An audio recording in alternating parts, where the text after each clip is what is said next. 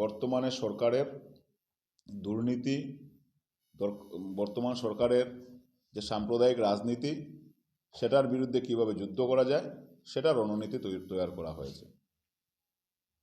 আমরা আগামী 1 বৎসর আমরা প্রত্যেক দিন সরকারের বিরুদ্ধে আমরা কংগ্রেস দল লড়াই করে যাবে, সেটাও এখানে একটা সিদ্ধান্ত নেওয়া হয়েছে।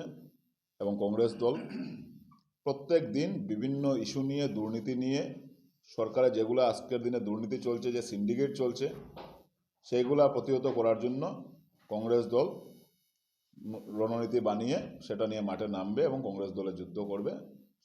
জনসাধারণের স্বার্থে, জনসাধারণের হিতার্থে কংগ্রেস দল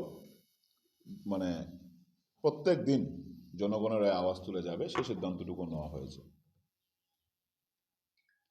এবং আমাদের এখানে যেহেতু কর্পোরেশন নির্বাচন, সেটা শুধু শিলচর ডিস্ট্রিক্টের জন্য, সেটা নিয়ে নিখিল ভারত কংগ্রেস কমিটির সাধারণ সম্পাদক এবং আসাম প্রদেশ কংগ্রেসের সভাপতির সাথে বিস্তারিত আমার আলাপ আলোচনা হয়েছে। আমি একটা অনুরোধ জানিয়েছি যে যেহেতু কর্পোরেশনটা আমাদের এখানে নতুন করে হয়েছে এবং 42টা ওয়ার্ড, তাই এরিয়াটা অনেক বড়, সেই জন্য আমি 4টা জোনে কমিটি গঠন করার জন্য আমি একটা ওনাদের কাছে প্রস্তাব জানিয়েছিলাম। আমার প্রস্তাবকে ওনারা সম্মতি দিয়েছেন। আমরা কর্পোরেশনের ক্ষেত্রে 4টা জোনাল কমিটি বানাবো এবং তার নিচে ওয়ার্ড কমিটি থাকবে, বুথ কমিটি থাকবে। তাছাড়া আমরা 4টা জোনাল কমিটি আমরা ইতিমধ্যে তৈরি করব।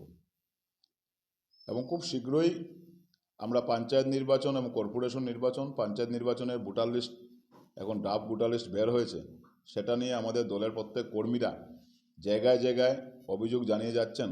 কারণ দেখা যাচ্ছে এই পঞ্চায়েত ভোটার লিস্টে যেভাবে বিসঙ্গতি, একটা মানুষের নাম, ওনার পরিবারে একজনের নাম হতো এই বুথে আছে, আরেকজনের নাম হতো 3 কিলোমিটার দূরে আরও কোন বুথ সেন্টারে উঠেছে।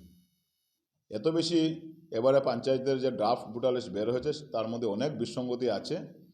সেইগুলা নিয়ে কংগ্রেস কর্মীরা মানুষের পাশে দাঁড়িয়ে, মানুষের এগুলা অভিযোগ, মানুষের যেগুলা আপত্তি, উজুর আপত্তি, সেইগুলা জানানোর জন্য কংগ্রেস কর্মীরা সাধারণ জনগণকে সাহায্য করে যাচ্ছে।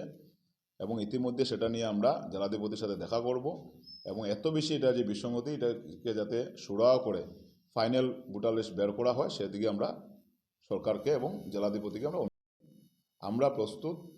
আমরা ইতিমধ্যেই আমরা অ্যাপ্লিকেশনের জন্য আমরা আবেদন দেওয়ার জন্য আমরা নোটিশ দেব যে আমাদের এখানে প্রত্যেক ওয়ার্ডে আমাদের প্রার্থীরা আছেন, প্রার্থীরা ওনাদের আবেদন দাখিল করবেন এবং দল বিভিন্নভাবে অবজার্ভ করে বা ভালোভাবে খতিয়ে দলের একনিষ্ঠ কর্মীকে এবং চান্স অফ সাকসেস দুটো দেখেই ওনাদেরকে টিকিট প্রদান করা হবে।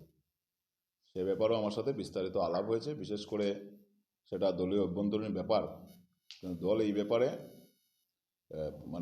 খুব বেশি সচেষ্ট যে এখন থেকে পঞ্চায়েত এবং মিউনিসিপ্যালিটির টিকিট দেওয়ার ক্ষেত্রে বা আগামী দিনে বিধানসভার নির্বাচনের টিকিট দেওয়ার ক্ষেত্রে দল বারবার দলীয়ভাবে ইন্টারনালি সার্ভে করে দেখা হবে, যাতে আমাদের একটা আসনও আমরা যেন কোনোভাবে যাতে ছেড়ে না দিই, আমরা যাতে শক্তভাবে প্রতিদ্বন্দ্বিতা করতে পারি, সেই ব্যাপারে দল বিভিন্নভাবে সার্ভে করে তারপরে দলের সিদ্ধান্ত নেওয়া হবে।